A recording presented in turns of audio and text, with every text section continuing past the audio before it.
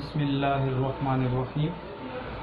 آج کا جو ہمارا لیکچر ہے وہ ہے لیکچر نمبر 20 اور یہ سیکنڈ ایئر اردو کے لیے ہے، اور جس پیج سے ہم پڑھیں گے وہ پیج نمبر ہے 191۔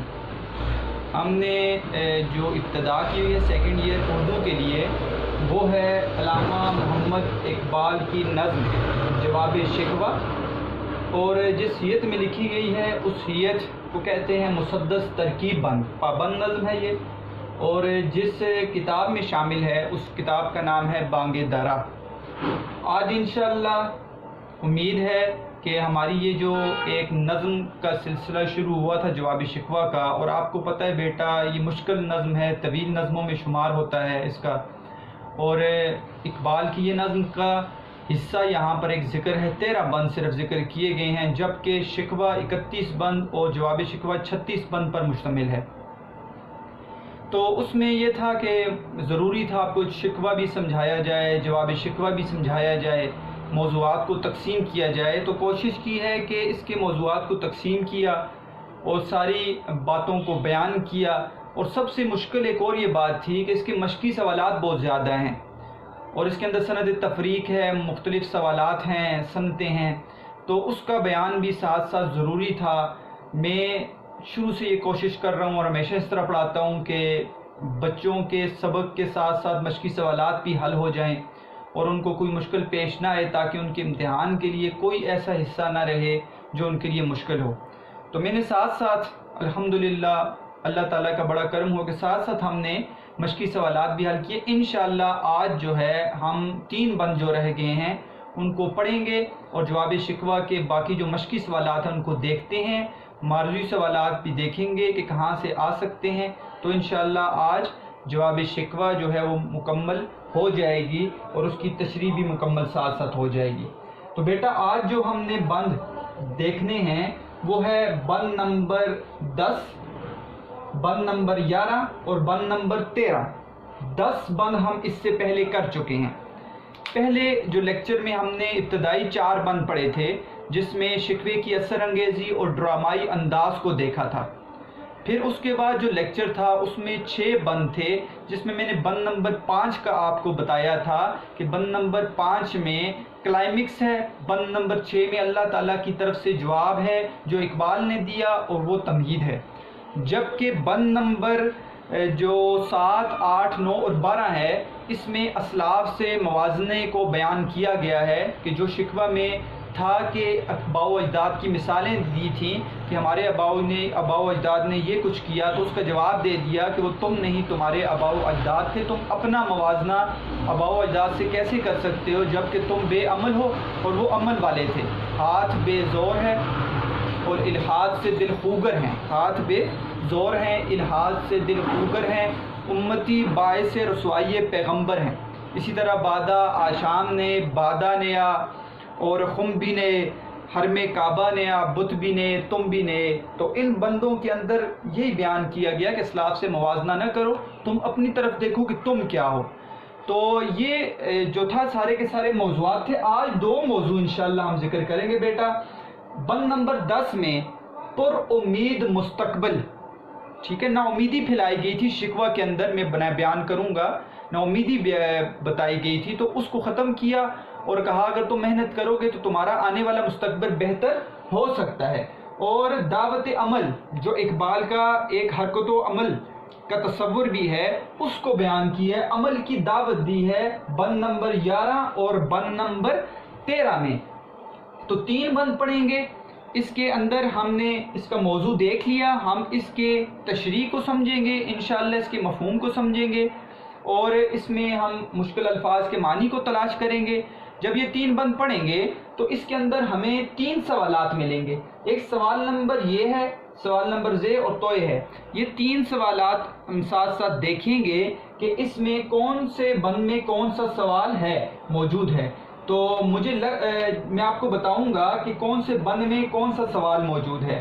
سوال نمبر یہ کس میں ہے، سوال نمبر زے اور توئے کس میں ہے۔ تو یہاں پہ ہم 3 سوال انشاءاللہ حل کریں گے، اور 3 بند جو آخری ہم پڑھیں گے، اس سے ہماری جو مشقی سوالات ہیں وہ بھی مکمل ہو جائیں گے اور ہماری تشریح بھی مکمل ہو جائے گی۔ تو سب سے پہلے ہم دیکھتے ہیں پر امید مستقبل والا بند، جو بند نمبر 10 ہے۔ تو بند نمبر 10 آپ دیکھ لیں بیٹا، بند نمبر 10 یہاں سے شروع ہوتا ہے، صفحہ نمبر 191، اور یہ اوپر سے دوسرا بند ہے، تو نہ مٹ جائے گا ایران کے مٹ جانے سے، یہ والا بند، تو نہ مٹ جائے گا ایران کے مٹ جانے سے، نشہ میں کو تعلق نہیں پیمانے سے، ہے عیاں یورش تاتار کے افسانے سے، پاسباں مل گئے کعبے کو صنم خانے سے، کشتی حق کا زمانے میں سہارا تو ہے، عصر نورات ہے دھندلا سا ستارہ تو ہے۔ تو بیٹا اس کے اندر مشکل الفاظ کے معنی آپ دیکھ لیں۔ تو نہ مٹ جائے گا ایران کے مٹ جانے سے، مٹ جانا ختم ہو جانا، نشہ میں کہتے ہیں شراب کو، نشہ میں شراب کا نشہ، پیمانہ کسے کہتے ہیں بیٹا؟ پیالہ جس میں شراب ڈالی جاتی ہے اور پی جاتی ہے عیاں کہتے ہیں ظاہر ہونا، یورش تاتاریوں کا حملہ، تاتار سے مراد میں آپ کو بتاؤں گا منگولی حکمران ہیں، آپ نے نام سنا ہوگا چنگیز خان، ہلاکو خان۔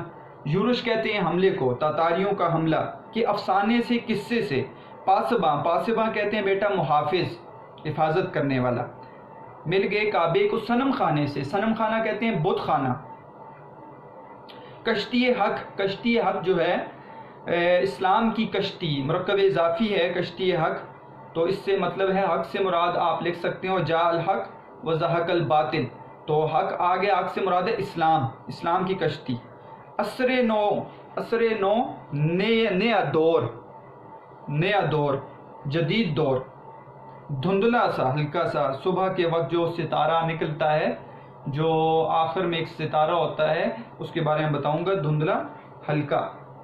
تو یہاں پر مشکل الفاظ کے معنی ہو گئے بیٹا، اس کے مفہوم کو سمجھتے ہیں۔ اس کے اندر آپ نے یہ سمجھ لینا ہے کہ شکوہ کے اندر میں آپ کے سامنے ایک بند پڑھوں گا، اس کو یہ جواب دیا گیا ہے، تو پر امید مستقبل کا کہا گیا ہے کہ تم اگر محنت کرنے والے بن جاؤ تو ابھی بھی آنے والے جو دن ہیں تمہارے لیے بہتر ہو جائیں گے، وقت کو نہ دیکھو، ٹھیک ہے، ابھی بھی تمہارے اندر اگر عمل آ جائے اور تم محنت کرنے والے بن جاؤ تو تمہارا مستقبل جو ہے وہ اچھا ہوگا، اس لیے نا امید نہ ہو۔ تو وہ اشعار میں تشریح میں پڑھوں گا، لیکن یہاں پر ہم اس کے مفہوم کو سمجھتے ہیں کہ تو نہ مٹ جائے گا ایران کے مٹ جانے سے، ٹھیک ہے، اگر ایران مٹ گیا، ایران سے مراد ایک ملک ہے، لیکن یہاں پر مراد کوئی بھی ملک ہے جس میں مسلمان رہتے ہیں، اگر مسلمانوں کو خطاب ہے، اگر تمہارا ملک ختم بھی ہو گیا تو کیا تم ختم ہو جاؤ گے؟ ایسا نہیں ہے، ٹھیک ہے، دنیا کہ کسی بھی ملک میں اگر ملک ختم ہو جائے مسلمان ختم ہو جائیں گے، ایسا ہو نہیں سکتا۔ تو نہیں مٹے گا ایران کے مٹ جانے سے، ایران مٹ بھی گیا، ختم ہو گیا، تو اے مسلمان تم باقی رہو گے۔ نشہ میں کو تعلق نہیں پیمانے سے، دیکھیں اصل چیز ہے ایمان کا نشہ، ٹھیک ہے، شراب جو ہے، شراب سے مراد ایمان کا نشہ ہے، اور ایمان تمہارے اندر باقی رہا تو پیمانہ اگر ٹوٹ بھی جائے، پیمانے سے مراد ملک ہے، تو اگر ملک ختم بھی ہو جائے، پیمانہ ختم بھی ہو جائے، تمہارے اندر ایمان کا نشہ باقی رہا تو پیمانے مل جائیں گے، تمہیں ملک مل جائیں گے۔ تو نشہ میں کو تعلق نہیں پیمانے سے، یعنی شراب کے نشے کو پیمانے سے کوئی تعلق نہیں ہے، شراب علیحدہ چیز ہے اور پیمانہ علیحدہ چیز ہے، اصل چیز شراب ہے جس کے اندر ایک نشہ ہوتا ہے، اور وہ ایمان کا نشہ ہے۔ مسلمانوں اگر تمہارے اندر ایمان کا نشہ باقی رہا تو پیمانے جو ہیں تمہیں مل جائیں گے، تو کوئی تعلق نہیں ہے پیمانے کو نشہ میں سے، ہے عیاں یورش تاتار کے افسانے سے۔ اور یہ کہانی، یہ افسانہ، یہ قصہ، یہ پتہ چل گیا ہے ہمیں کہ ایسا ہوا ہے کہ اللہ تعالیٰ کام لینے پر آئیں تو کفار کو مسلمان کر کے ان سے کام لے سکتے ہیں۔ اور یہ قصہ کیا ہے؟ وہ یہ ہے کہ ہے عیاں یورش تاتار کے افسانے سے کہ بغداد پر جو ہے وہ منگولی حکمرانوں نے، ہلاکو خان نے بغداد کو غارت کیا اور ختم کر دیا، اور ان کے حملے سے یہ ظاہر ہے کہ ایک وقت تھا منگولی حکمران جو تھے وہ اسلام کو ختم کرنے والے تھے، بغداد کو غارت کر دیا، لیکن اللہ تعالیٰ نے ان میں سے آگے ان کی نسل میں سے ایسے لوگ اٹھائے جو کعبے کے محافظ بن گئے، پاسباں بن گئے، ٹھیک ہے۔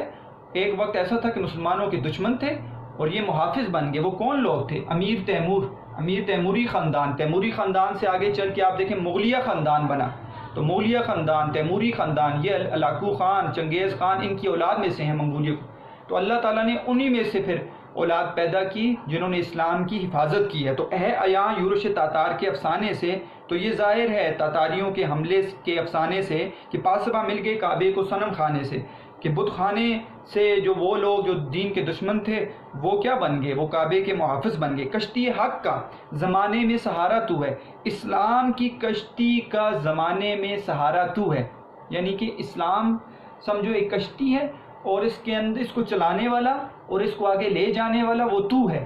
تو اپنی جو ہے وہ وقت اور اپنی جو اللہ تعالیٰ کی طرف سے جو خلافت دی گئی ہے اس کو سمجھ۔ عصر نورات ہے دھندلا سا ستارہ تو ہے، کہتے ہیں اب نیا دور ہے، جب بھی تم شروع کرو تو نیا دور آ سکتا ہے۔ تو یہ ایسا ہے جیسے کہ ایک تاریک رات ہو، تاریک رات کے اندر ایک دھندلا سا ستارہ ہو، وہ ہلکی سی روشنی دے رہا ہو۔ تو یہ دور جو ہے یہ کیا ہے؟ تاریک رات کی طرح ہے، اور ہر طرف جہالت ہے، تاریکی ہے، اور تو ہلکا سا ستارہ نظر آ رہا ہے۔ اے مسلمان تو ہلکا سا ستارہ ہے، لیکن تو چاہے تو یہ ستارہ تو ایسا ستارہ بھی بن سکتا ہے جو صبح کے وقت تک رہتا ہے اور پھر نئی صبح لے آتا ہے، یعنی کہ تو چاہے تو اس ہلکے سے ستارے، اس ہلکی سی روشنی سے بھی دنیا کے اندر روشنی لا سکتا ہے۔ اب دیکھتے ہیں بیٹا اس کی تشریح کی طرف۔ تو تشریح کو دیکھنے سے پہلے یہ بات سمجھ لیں، یہاں پہ بھی صنعت تلمیح کا استعمال کیا گیا ہے، جو ایک بہت خوبصورت صنعت ہے جس میں کسی واقعے کی طرف اشارہ کیا جاتا ہے۔ تو بیٹا ایک بند میں پڑھتا ہوں شکوہ سے، آپ کو پتہ چل جائے گا، اس کا جواب یہاں پر دیا گیا ہے۔ بند کچھ اس طرح ہے شکوے کا کہ بنی اغیار کی اب چاہنے والی دنیا، اب تو غیر مسلموں کو چاہنے والی دنیا بن گئی ہے کیونکہ ان کے پاس مال و دولت ہے، رہ گئی اپنے لیے خیالی دنیا۔ اب ہمارے لیے مسلمانوں کے لیے تو خیالی دنیا رہ گئی ہے، ہم تو رخصت ہوئے، اوروں نے سنبھالی دنیا، اب آ گئے ہیں کفار، وہ دنیا انہوں نے ان پر وہ اس نے قبضہ کر لیا ہے، اور اب جو ہے نئے لوگوں نے دنیا کو سنبھالی۔ پھر نہ کہنا ہوئی توحید سے خالی دنیا، اگر مسلمان نہ رہے تو توحید نہیں رہے گی، تو اے اللہ رب العزت پھر نہ کہنا کہ توحید سے دنیا خالی ہو گئی ہے۔ یہ شعر بڑا اہم ہے جو میں پڑھ رہا ہوں۔ ہم تو جیتے ہیں کہ دنیا میں تیرا نام رہے، کہیں ممکن ہے کہ ساقی نہ رہے جام رہے۔ ہم تو دنیا میں اس لیے جیتے ہیں کہ دنیا میں اللہ تیرا نام رہے، اور کیا یہ ممکن ہے کہ ساقی نہ رہے جام رہے؟ اور پینے والا ساقی سے مراد ہے مسلمان، اور جام سے مراد ہے دین، تو کیا مسلمان نہ رہے تو کیا دین باقی رہے گا؟ تو اس کا جواب یہاں پر دیا ہے کہ ایسا نہیں ہے، ایسا نہیں ہے، تم پیمانوں کے اوپر غور کر رہے ہو۔ اس سے دیکھو بیٹا، ایک تو یہاں پر تصور وطنیت اور کی طرف بھی اشارہ ہے، اور جو تصور پیش کیا جاتا ہے وطن کا، اس کی طرف بھی اقبال نے اشارہ کر دیا ہے کہ وطن جو ہے جغرافیہ، وہ مسلمانوں کے لیے اتنا اہم نہیں ہے جتنا اس کا عقیدہ ہے۔ ایک طرف ہمارا عقیدہ ہے، ملت کا عقیدہ، پوری دنیا میں اسلام پھیل جائے، پوری دنیا میں مسلمان ایک ہو جائیں، ایک ہی عقیدہ ہے، اور ایک ہے وطن لے لیں مسلمان اور اپنے اپنے وطنوں کو سنبھالیں۔ تو اس کی طرف اشارہ بھی کیا گیا اس بند کے اندر۔ تو خیال آپ نے ذہن میں لانا ہے وطنیت والے عقیدے کو بھی۔ وطنیت کا عقیدہ کیا ہے کہ اگر وطن ہمارا نہ رہا کیا مسلمان باقی رہیں گے؟ تو اقبال نے کہا ہے باقی رہیں گے اگر ان کے اندر ایمانی جذبہ باقی رہا۔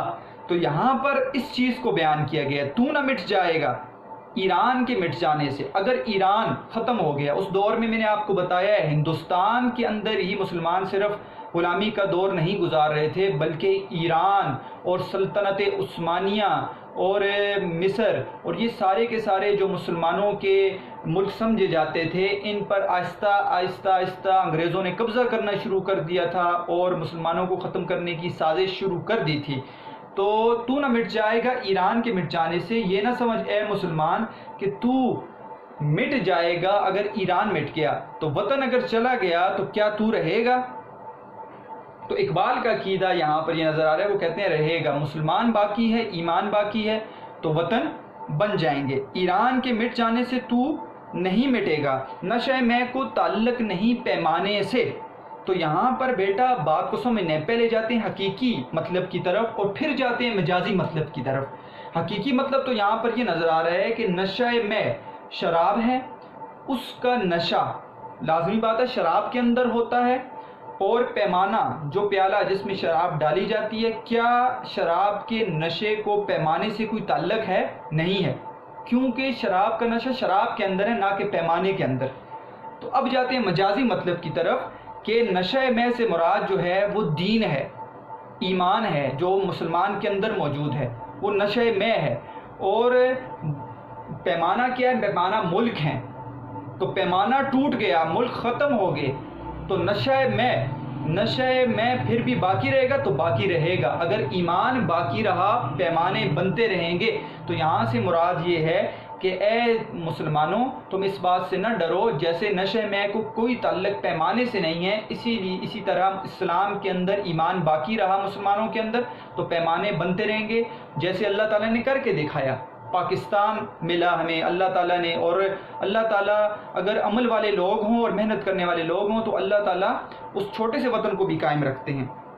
ہے آیاں یورش تاتار کے افسانے سے، پاسبہ مل کے کعبے کو صنم خانے سے۔ تو تم اس بات کا خوف نہ کھاؤ کہ دنیا مٹ جائے گی اور مسلمان کہاں رہیں گے، تو مسلمان چلے گئے تو توحید کہاں سے آئے گی، جیسے کہ شکوے میں بیان کیا گیا، میں نے آپ کے سامنے شعر پڑھے ہیں، تو توحید کہاں رہے گی؟ تو کہا گیا ایسی بات نہیں ہے، اللہ تعالیٰ کام لینے پر آئیں تو کفار سے بھی کام لے لیتے ہیں۔ ایک ایسا وقت بھی آیا تھا کہ ہلاکو خان نے بغداد کو غارت کیا اور تقریباً 1,06,00,000 مسلمان، 1,06,00,000 مسلمانوں کا قتل عام کیا، تھوڑے مسلمان نہیں تھے، اور وہ مسلمانوں کی بغداد کو مکمل طور پر جو اسلامی کہتے ہیں علم و تدریس کا مرکز تھا اس کو ختم کیا۔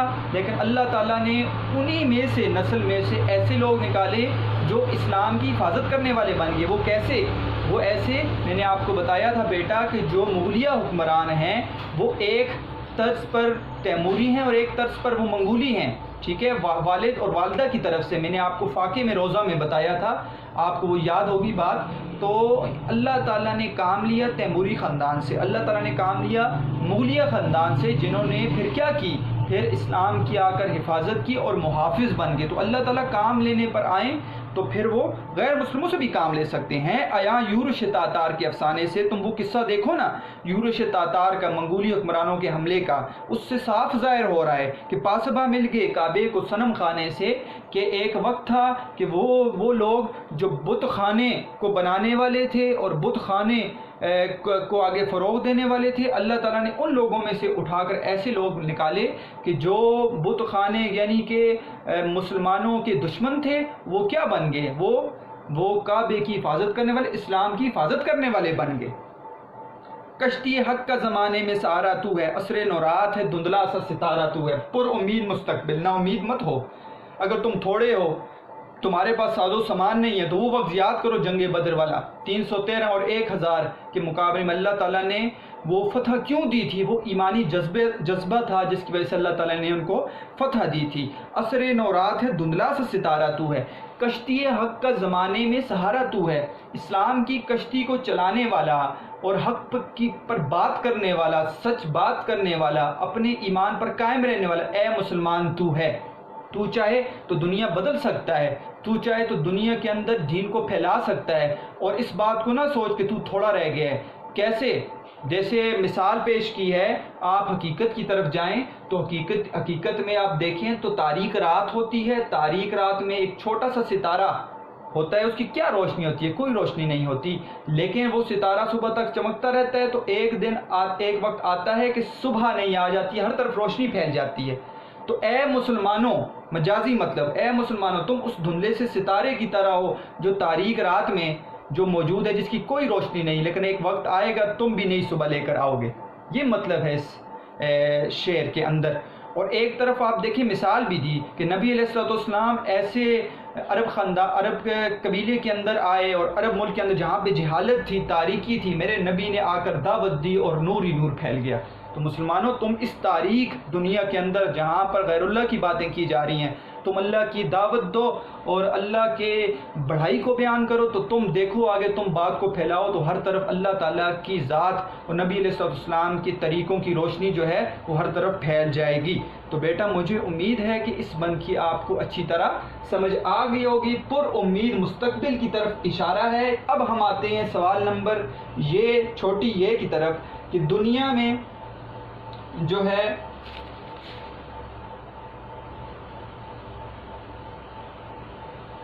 یہاں پر سوال نمبر یہ اس کا حصہ نہیں ہے. سوال نمبر جو اس کا ہے سوال نمبر زیر آخری بند میں یہ بھی اس کا حصہ نہیں. سوال نمبر توئے اس کا حصہ نہیں ہے. تو اس کا مطلب ہے اس بند میں آپ کے سوال نہیں ہیں. بند نمبر 11 اور بند نمبر 13 11 اور 13 میں انشاءاللہ بھی ہم سوال پڑھتے ہیں. تو بند نمبر 10 ہمارا ہو گیا. بند نمبر 11 کی طرف جاتے ہیں. اس میں آپ کا سوال موجود ہے انشاءاللہ. اس میں ہم سوال پڑھیں گے. سوال نمبر یہ تو یہاں پر لکھ لیتے ہیں. یہ بند نمبر 11 سے تعلق رکھتا ہے, ٹھیک ہے, اور یہ بھی بند نمبر 13 سے تعلق رکھتا ہے تاکہ آپ کے لیے آسانی ہو جائے, اور یہ بھی بند نمبر 13 سے تعلق رکھتا ہے, ٹھیک ہے. اب آسانی ہو گئی آپ کے لیے. تو 11ویں بند کو دیکھتے ہیں بیٹا. 11ویں بند کے اندر ہم سوال نمبر یہ بھی پڑھیں گے. یہاں پر ہے جی اب دونوں بند جو ہم پڑھ رہے ہیں وہ ہے دعوت عمل. عمل کی دعوت دی گئی ہے, ٹھیک ہے. جیسے آباء و اجداد کے تم نے باتیں کی, اور آخری حصے کے اندر یہ آخری حصہ ہے جو جواب شکوہ کا حقیقت میں بھی ہے, اور آخری بند جو ہے وہ حقیقت میں بھی جواب شکوہ کا آخری بند ہے. تو آخر میں عمل کی دعوت دی گئی ہے. اور دوسرا جو خاص موضوع ہے وہ ہے عشق رسول. عشق رسول پہ بھی تھوڑی سی بات کریں گے کہ کیسی محبت تھی اقبال کو نبی علیہ الصلوۃ والسلام کی ذات سے. تو یہاں پر مثل بو قید ہے غنچے میں پریشاں ہو جا, رخت بردوش ہوائے چمنستاں ہو جا, ہے تنک مایا تو ذرے سے بیاباں ہو جا, نغمہ موج سے ہنگامہ طوفاں ہو جا, قوت عشق سے ہر پست کو بالا کر دے, دھر میں اسم محمد سے اجالا کر دے. مشکل الفاظ کے معنی دیکھیں بیٹا. مثل بو قید ہے, ٹھیک ہے, خوشبو قید ہے, ٹھیک ہے. مثال یہاں سے مثل ہے تو آپ لکھ لیں تشبیہ دے رہے ہیں, تشبیہ ہے. مثل طرح کی طرح تو آپ تشبیہ لکھ لیں. غنچہ, غنچہ کیسے کہتے ہیں؟ پھولوں کی کلیاں نہیں ہوتی بیٹا, غنچہ پھول کی کلیاں اسے کہتے ہیں غنچہ. پریشان کا مطلب وہ نہیں ہے پریشانی, پریشان کا مطلب ایک مطلب ہے منتشر ہونا, پھیل جانا. رخت, رخت کہتے ہیں سامان کو. دوش کاندھے کو کہتے ہیں, شولڈرز, کاندھا. چمنستان, چمنستان چمن سے ہے جس کا مطلب ہے باغ. ہے تنک مایا, تنک مایا کا مطلب لکھیں بے سر و سامان, جس کے پاس کچھ بھی نہ ہو, بے سر و سامان.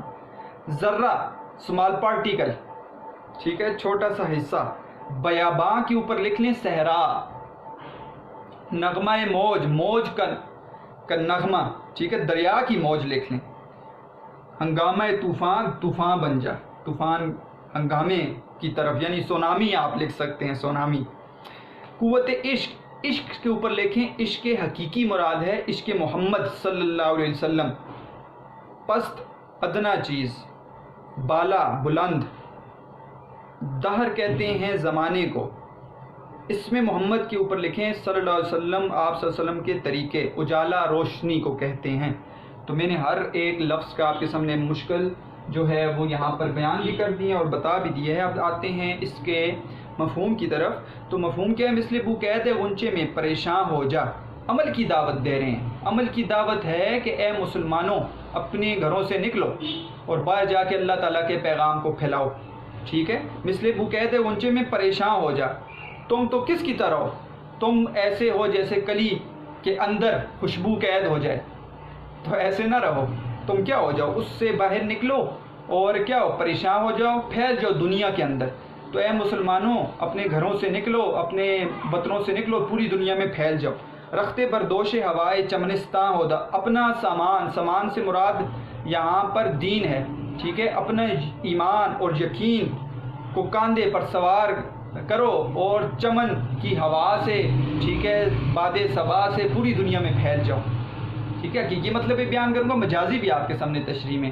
تو مراد یہاں پر یہ ہے کہ اپنے ایمان کی دولت کو لے کر پوری دنیا میں کیا کرو, پھیل جاؤ. ہے تنک مایا تو ذرے سے بیاباں ہو جا. کہتے ہیں اگر تیرے پاس کچھ بھی نہیں ہے, تو ذرے کی حیثیت رکھتا ہے, لیکن ایک وقت آئے گا کہ ذرات مل کر ہی صحرا بن جاتا ہے, نہیں بن جاتا. تو تھوڑے سے کیا ہو جائے گا, تو زیادہ ہو جائے گا. جیسے نبی علیہ الصلوۃ والسلام نے دعوت دی تو تھوڑے صحابہ تھے, دنیا میں پھیلے تو اسلام پھیل گیا. اور ایک وقت آئے گا کہ قیامت کے دن 120 صفوں میں سے 80 صفیں اس امت کی ہوں گی. نغمہ موج سے ہنگامہ طوفان ہو جا.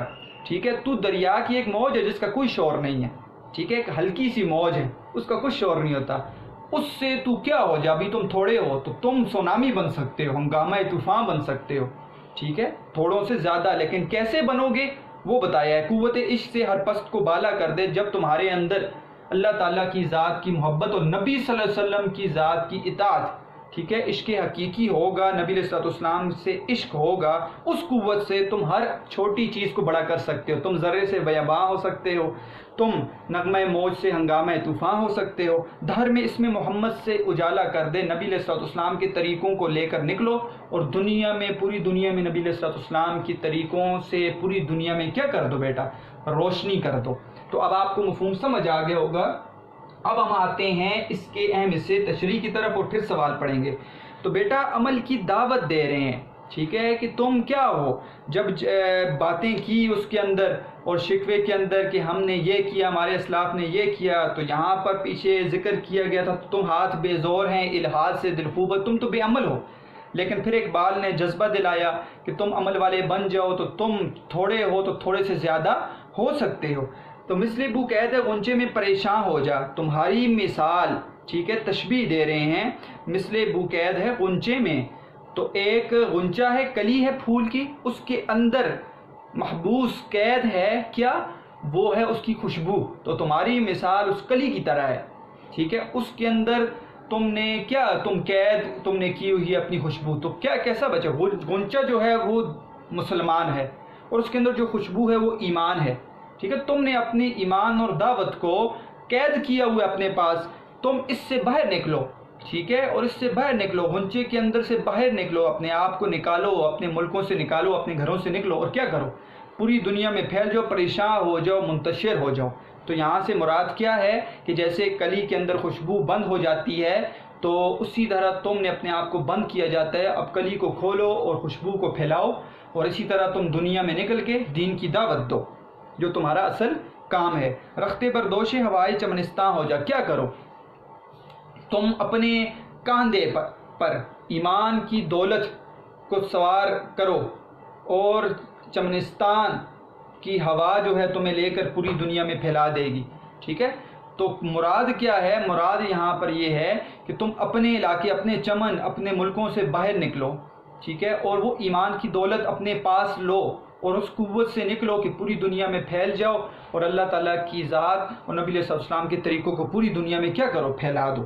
ہے تنک مایا تو ذرے سے بیاباں ہو جا، تمہیں مانتے ہیں کہ تم تعداد میں کم ہو، غیر زیادہ ہیں، لیکن اصل حقیقت تو یہ ہے ایمان کی دولت سب سے بڑی دولت ہے، ایمان کی طاقت سب سے بڑی طاقت ہے تنک مایا، تو بے سر و سامان ہے، تیرے پاس کچھ نہیں ہے، تو ذرے سے بیاباں ہو جا، تو ایک چھوٹے ذرے کی حیثیت رکھتا ہے پوری دنیا میں، یہ مانتے ہیں ہم، لیکن ایک چھوٹا ذرہ بھی پورے صحرا میں بڑی حیثیت رکھتا ہے، کیونکہ ذرات مل کے ہی کیا بنتے ہیں بیٹا، پھر وہ چھوٹے چھوٹے ذرات مل کے ہی پورا صحرا بن جاتا ہے۔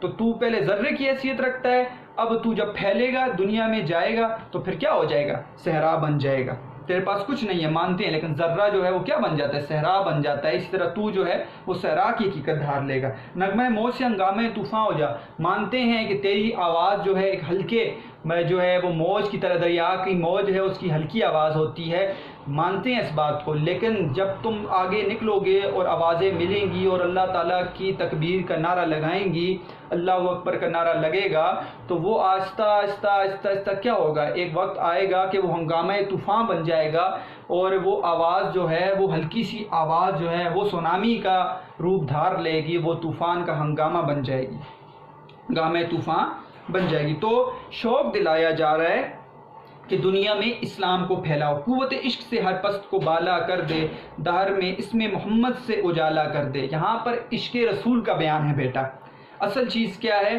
وہ ہے قوت عشق، عشق حقیقی ہے، عشق حقیقی سے محمد، عشق محمد سے ہر پست کو، ادنا چیز کو تم اعلیٰ کر سکتے ہو، تم تھوڑے ہو تم زیادہ ہو سکتے ہو، تم ذرے سے بیاباں بن سکتے ہو، تم نغمہ موج سے طوفان بن سکتے ہو، اور دہر میں اسم محمد سے اجالا کر دے، اور دنیا میں تم اگر نبی علیہ الصلوۃ والسلام کے طریقے لے کر جاؤ تو نبی علیہ الصلوۃ والسلام کے طریقے روشنی ہے، دنیا کے اندر جو کفار کی تعلیم ہے وہ جہالت اور تاریکی ہے، تم دہر میں اسم محمد سے نبی علیہ الصلوۃ والسلام کے نام سے اور ان کی تعلیمات سے دنیا میں اجالا کر سکتے ہو۔ تو یہ ایک بیٹا تصور عشق اور عقل پہ بات کریں گے آخری بند کے اوپر تھوڑی سی، عشق کیا ہے، عقل کیا کہتی ہے، عشق کون سی قسم ہے، محبت اعلیٰ ہے، عشق اعلیٰ ہے، جنون کیا، یہ کیا چیز ہے، اس پر تھوڑی آخری بند کے اوپر بات کر لیں گے۔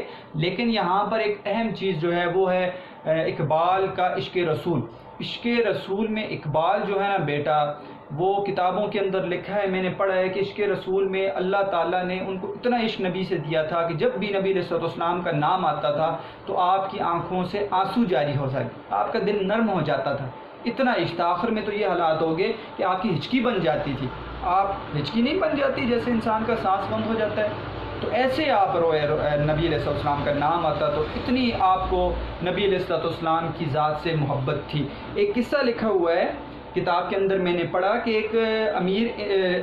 ایک امیر شخص تھا، اس نے، کیونکہ آپ کو پتہ ہے کہ اقبال نے قانون کا بھی امتحان پاس کیا تھا، ایک میر افضل نامی ایک قانون دان تھے اور اقبال تھے، ان دونوں کو اپنے پاس بلایا، کوئی مشورہ لینا تھا، اپنے گھر میں بلایا، تو بڑا گھر تھا، امیر انسان تھا، تو رات کو اس کمرے میں، جس کمرے میں ٹھہرایا تو اس کمرے میں آپ نے دیکھا کہ یہ بڑی بڑی لائٹیں لگی ہوئی ہیں، بڑا سارا بیڈ پڑا ہوا ہے، صوفے پڑے ہوئے ہیں، قالینیں پڑی ہوئی ہیں، تو کہا آپ یہاں پر آرام کریں، تو یہاں پر آرام کریں۔ تو نبی کہتے ہیں کہ جب علامہ اقبال رات کو وہاں پر سوئے تو تھوڑی دیر آرام کی نیند نہ آئی، اور اچانک نبی علیہ الصلوۃ والسلام کی یاد آ گئی، اور جب یاد آئی تو سوچنے لگے کہ میرے نبی تو جو ہے نا ٹاٹ پر سویا کرتے تھے، بوریوں پر سویا کرتے تھے، اتنی غربت کا، اور تو اے اقبال جس کے نام سے تجھے یہ عزت ملی ہے، تو اوپر بیڈ پہ سوئے گا؟ تو کہتے ہیں کہ غسل خانے میں چلے گئے اور وہاں پہ جا کر بیٹھ کے رونا شروع کر دیا، باہر اپنے اس نوکر کو بلایا، کہا غسل خانے میں مجھے تم چارپائی ڈال کے، تو میں یہاں پہ سوؤں گا، میں اس کمرے میں نہیں سوتا۔ تو کہتے ہیں وہاں پہ ساری رات انہوں نے گزار دی کہ نبی علیہ الصلوۃ والسلام نے ایسی زندگی گزاری، تو اقبال تو یہ امیری والی زندگی کہاں گزارے گا؟ تو ایسی جو ہے محبت تھی اقبال کو جو ہے نبی علیہ الصلوۃ والسلام کی ذات سے۔ آپ نے غازی علم الدین شہید کا نام سنا ہوگا، جس نے ایک ہندو راجپال کو قتل کیا تھا، جس نے نبی علیہ الصلوۃ والسلام کی شان میں گستاخی کی تھی۔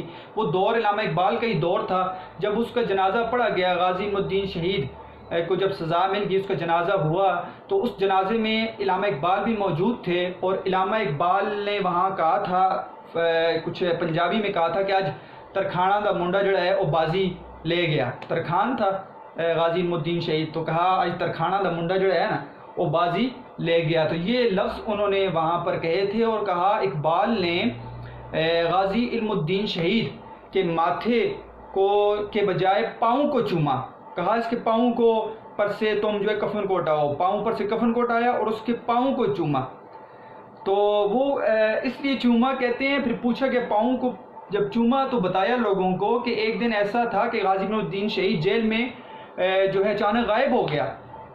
یہ وہاں کے ایک پہرے دار نے یہ قصہ سنایا تھا کہ ایک دن اچانک وہ غائب ہوا غازی علم الدین شہید، اور غازی علم الدین شہید جب غائب ہوا تو اس کے بعد اس کو ڈھونڈتے رہے، وہ کہیں نہ ملا، اپنے اس جیل کے اندر بھی نہیں موجود نہیں تھا۔ اچانک اس کے بعد اپنی اسی جیل کے اندر وہ آیا، تو اس سے پوچھا گیا تو اس نے نہ بتایا، پھر قسمیں دے کے پوچھا تو اس نے بتایا کہ مجھے تو نبی علیہ الصلوۃ والسلام کے پاس حاضری کروائی گئی، اور وہاں پر میں نبی علیہ الصلوۃ والسلام کے سامنے پیش ہوا، آپ نے میری پیشانی کو چوما اور مجھے واپس بھیج دیا۔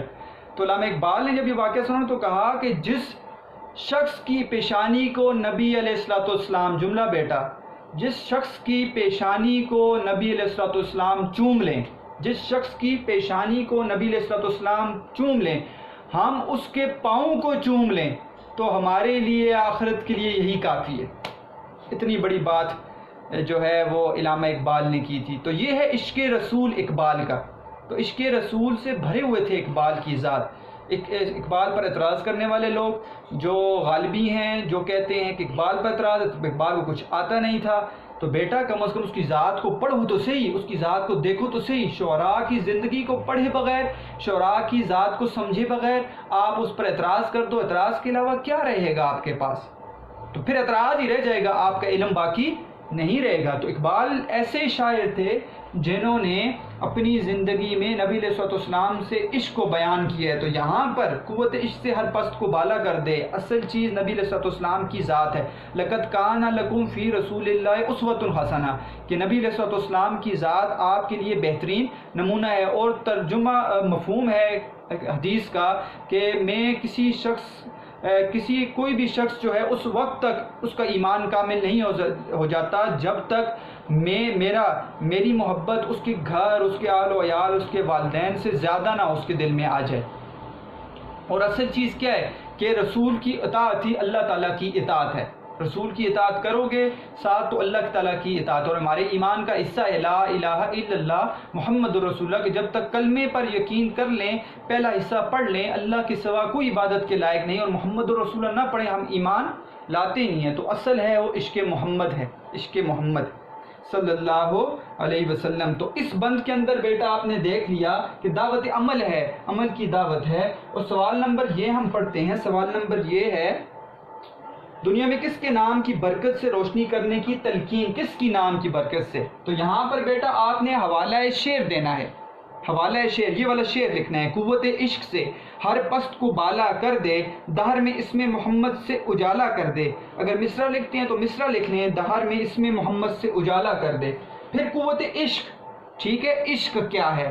ٹھیک ہے، قوت عشق سے مراد عشق حقیقی ہے کہ عشق محمد صلی اللہ علیہ وسلم جب تم اختیار کر لو گے تو تم تھوڑے ہو، تم ادنا ہو تو تم اعلیٰ بن جاؤ گے، تم بالا ہو جاؤ گے، تم ذرے کی طرح ہو تم بیاباں بن جاؤ گے، تم نغمہ موج کی طرح ہو تم طوفان بن جاؤ گے۔ قوت عشق، اسم محمد کے اندر لکھنا ہے بیٹا آپ نے کہ اسم محمد سے مراد نبی علیہ الصلوۃ والسلام کے طریقے ہیں، کہ نبی علیہ الصلوۃ والسلام کے طریقوں پر چل کر دونوں جہانوں کی کامیابی ہے۔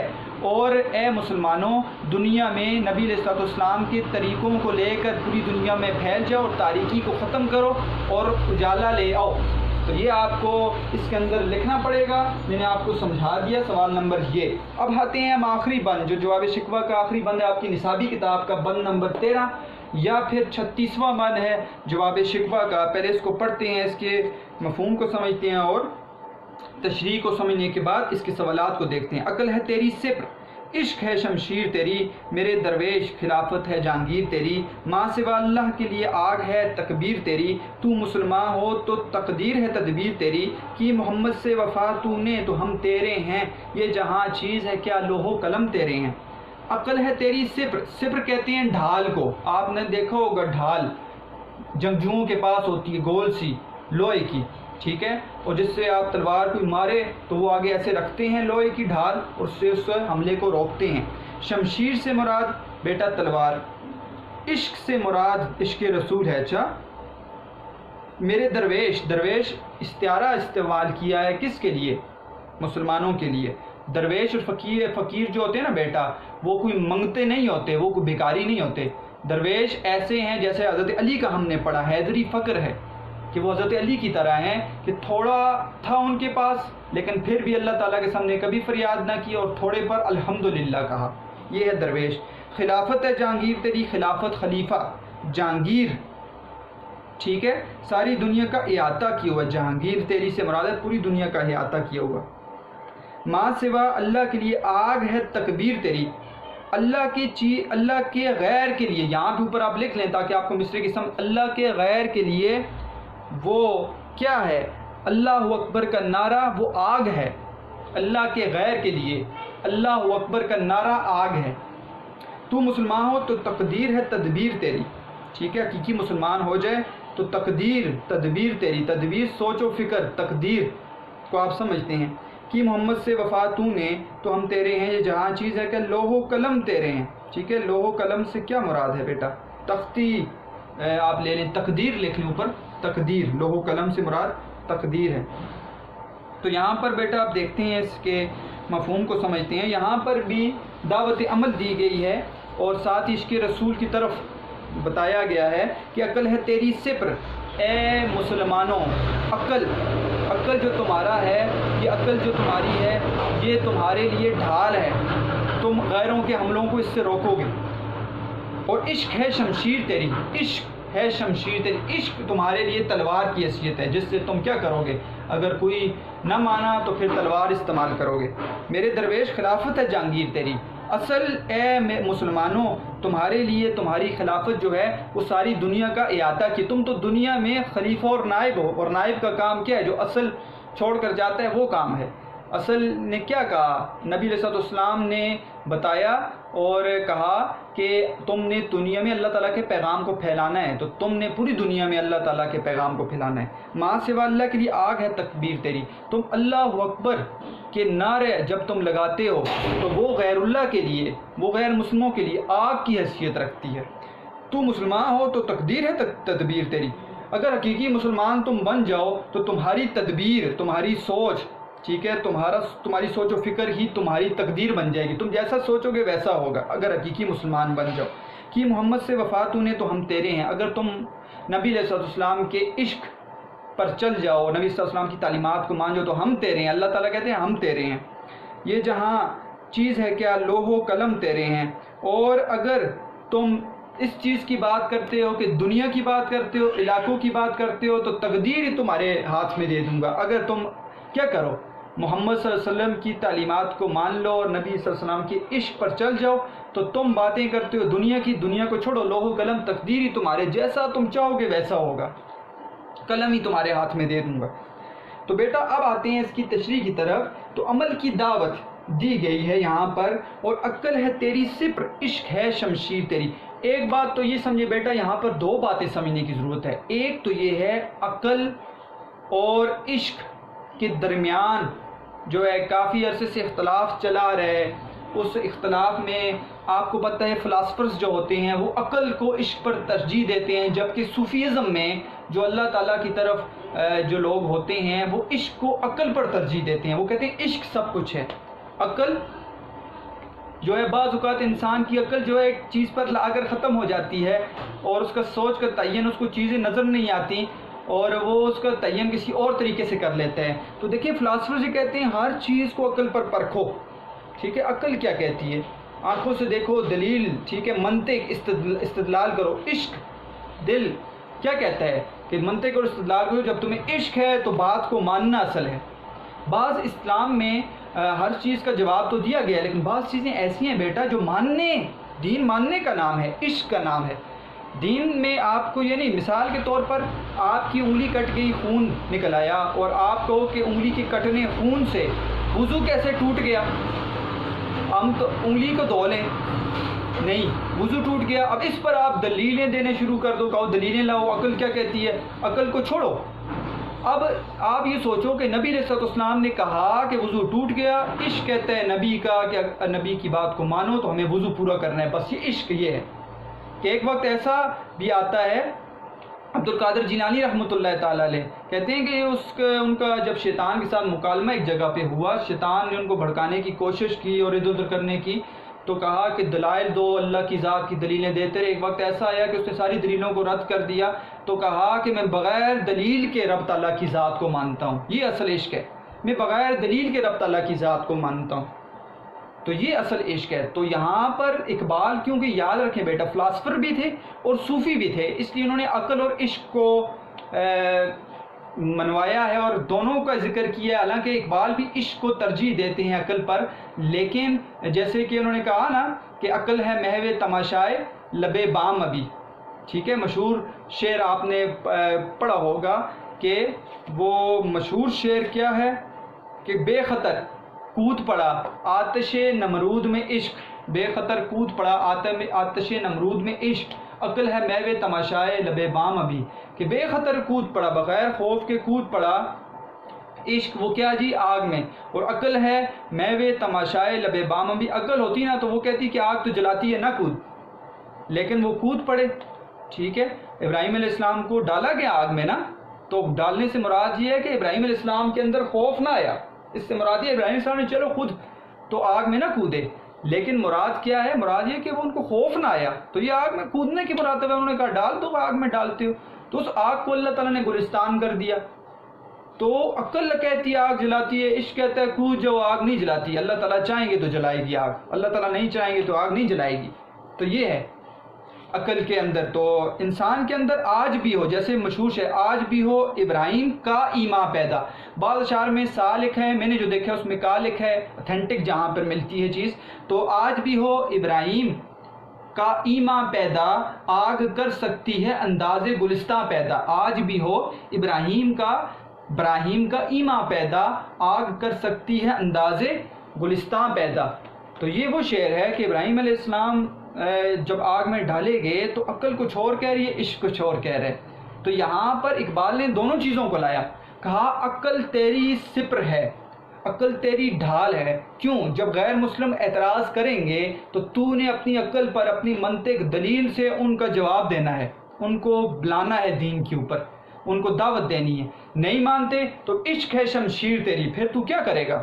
جب وہ نہ مانے، اسلام کے خلاف آواز اٹھائیں اور اسلام کے خلاف آگے بڑھنے کی کوشش کریں تو پھر جہاد ہے، پھر کوئی راستہ نہیں ہے. اسلام کو نقصان دینے کی کوشش کرے گا تو پھر عشق ہے شمشیر تیری، تو پھر عشق محمد، ٹھیک ہے، وہ تیری لیے کیا ہے؟ شمشیر ہے، تلوار کی حیثیت رکھتا ہے. اور ان دونوں چیزوں سے مل کر تو آگے بڑھے گا. ایک اور بات بیٹا، یہاں پر عشق محبت کا اعلیٰ درجہ عشق ہے، اور یہاں سے آگے چل کے پھر جنون آ جاتا ہے.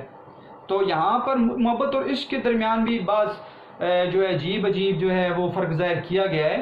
لیکن محبت میں یہ سمجھتا ہوں محبت کا اعلیٰ درجہ عشق ہے. عشق جو ہے محبت سے بھی بڑھ کر ہے، اور عشق جو ہے آگے چل کر پھر وہ کیا ہو جاتا ہے؟ وہ جنون اختیار کر لیتا ہے. میرے درویش خلافت ہے جہانگیر تیری، اے میں مسلمانوں تم تو خلیفہ ہو، ٹھیک ہے، اللہ تعالیٰ نے تمہیں دنیا میں خلیفہ بنا کر بھیجا ہے، نائب ہو تم نے اللہ تعالیٰ کا پیغام پھیلانا ہے، اور پوری دنیا میں تم کیا کرو گے؟ پوری جہان میں تم نے اللہ تعالیٰ کا پیغام پھیلانا ہے، تم حقیقی خلیفہ ہو. ماں سوا اللہ کے لیے آگ ہے تکبیر تیری، اللہ تعالیٰ کے غیر کے لیے، ماں سوا کا مطلب ہے غیر، ماں سوا اللہ تعالیٰ کے غیر کے لیے آگ ہے تکبیر تیری. اللہ اکبر جو ہے وہ ایک اللہ اکبر، یعنی اللہ کی ذات جو ہے غیر اللہ کے لیے وہ آگ کی حیثیت رکھتی ہے. ٹھیک ہے، حق ہے، باطل ہے. وہ جتنے بتوں کو بنا لیں، جتنی بڑی سازشیں تیار کر لیں، جب اللہ تعالیٰ کے ایمان کو تم لے کر اللہ تعالیٰ کی ذات کی دعوت کو لے کر چلو گے تو سارا کچھ مٹ جائے گا، صرف اللہ تعالیٰ کی دعوت رہے گی. تو مسلمان ہو تو تقدیر ہے تدبیر تیری، پریشان نہ ہو. اگر تو حقیقی مسلمان بن جائے، دعوت عمل تو حقیقی مسلمان بن، اللہ کی اطاعت اختیار کر، نبی صلی اللہ علیہ وسلم کی پیروی اختیار کر، تو تقدیر ہے تدبیر تیری.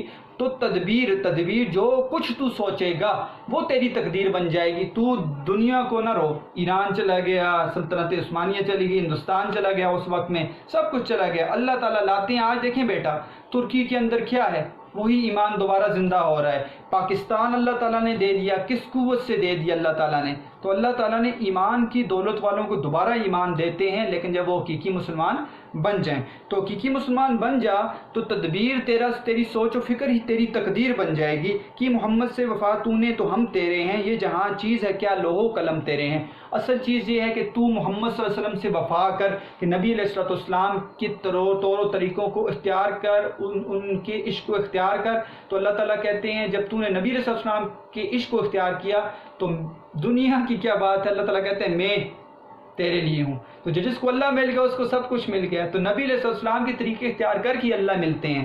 نبی علیہ السلام کے طریقے اختیار نہ کیے اور ہم اللہ تک پہنچ جائیں، یہ بہت مشکل ہے بیٹا.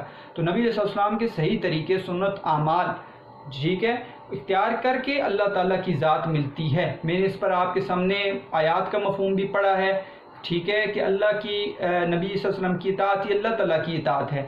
اور حدیث کا مفہوم بھی پڑھا ہے کہ نبی اسلام کہتے ہیں صلی اللہ علیہ وسلم کہتے ہیں کہ ایمان اس وقت تک بھی کسی مومن کا کامل نہیں ہو سکتا جب تک میں اس کے گھر بار، اس کے والدین سے زیادہ عزیز نہ ہو جاؤں. تو یہ ہے حدیث کا مفہوم.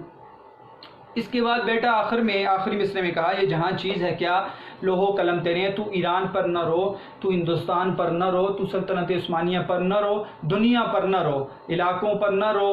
یہ جہاں چیز ہے کہ یہ جہاں تو کچھ لوح و قلم تیرے ہیں، ہم تیرے ہاتھ میں قلم دے دیں گے، تختی دے دیں گے، تو اپنی تقدیر خود لکھے گا جب تو حقیقی مسلمان بن جائے گا. تو اب آتے ہیں بیٹا سوال نمبر زے اور توئے کی طرف. سوال نمبر زے جو ہے وہ ہے آخری بند میں کس چیز کو مسلمان کی شمشیر کہا گیا؟ تو مصرع آپ لکھ سکتے ہیں. مصرع کون سا ہے بیٹا؟ عقل ہے تیری سپر، عشق ہے شمشیر تیری، یہاں پر مصرع لکھیں اور ایک ہی آپ یہاں پر ہیڈنگ دیں عشق اور قربانی. تو یہاں پر بیٹا قوت عشق سے ہر پست کو بالا کر دے، دہر میں اسم محمد سے اجالا کر دے. اور یہاں پر کیا ذکر کر دیا کہ عشق ہے شمشیر تیری، عشق رسول اور قربانی، کہ نبی علیہ الصلوۃ والسلام سے عشق کرنا ہی وہ اصل ہے، ٹھیک ہے، وہ شمشیر ہے. اور عقل ہے تیری سے پر پوری بات کرنی ہے جو میں نے تشریح کے اندر کی ہے، آپ وہ تشریح کو دوبارہ سن لیں، پوری بات کرنی ہے. عشق کیا ہے، عقل کیا ہے، ٹھیک ہے، اور عقل سے مراد کیا ہے، اور عشق سے مراد کیا ہے، اور سپر کیا ہے، اور شمشیر کیا ہے. ٹھیک ہے بیٹا، تو آپ نے ڈھال کا بھی ذکر کرنا ہے کہ غیر جب اعتراض کریں گے تو ڈھال تمہارے لیے عقل ہے، تم اس کے جواب دو گے، اور عشق محمد تمہارے لیے شمشیر ہے. ٹھیک ہے، جب تمہارے اندر عشق محمد پیدا ہو جائے وہ تلوار کی طرح ہے، پھر تم غیر کا مقابلہ کر سکتے ہو. تو عشق اور قربانی یہاں پہ ذکر کرنا ہے. نبی علیہ الصلوۃ والسلام سے محبت، آپ دیکھیں گے سوال نمبر توئے، نبی صلی اللہ علیہ وسلم سے محبت کرنے کا کیا انعام ملتا ہے. نبی علیہ الصلوۃ والسلام سے محبت کے اندر آپ لکھ سکتے ہیں کہ محمد سے وفا تو نے تو ہم تیرے ہیں، یہ جہاں چیز ہے کیا لوح و قلم تیرے ہیں، اس کو بیان کریں، ہم تیرے ہیں کو بیان کریں. کہ جب نبی علیہ الصلوۃ والسلام کی ذات کی محبت کسی کے دل میں آ جاتی ہے، اس کی اطاعت وہ کرتا ہے نبی کی، تو اللہ تعالیٰ کہتے ہیں ہم تیرے ہیں. جیسے کہ قرآن کی آیت کا مفہوم، حدیث کا مفہوم میں نے بیان کیا، اس کے اندر لکھ لیں لوح و قلم تیرے ہیں، یہ جہاں چیز ہے کیا لوح و قلم تیرے ہیں. جب تو نبی علیہ الصلوۃ والسلام کی محبت کو اختیار کر دے گا تو اللہ کی ذات بھی مل گئی اب تجھے. تو کہتے ہیں جہان کیا چیز ہے، دنیا کو چھوڑو، دنیا کے اندر ملکوں کو چھوڑو، لوح و قلم تیرے ہیں، قلم بھی تیرے ہاتھ میں، تختی بھی تو تقدیر اپنی خود لکھے گا. لوح و قلم کے اندر آپ نے یہ بیان کرنا ہے. تو بیٹا میں تو تشریح ہی ایسے بیان میں کرتا ہوں کہ آپ کے سوال بھی حل ہو جائیں، بہت آسان ہے، اور سوال کرنے کے بعد تشریح بھی آپ کے لیے حل ہو جائے گی.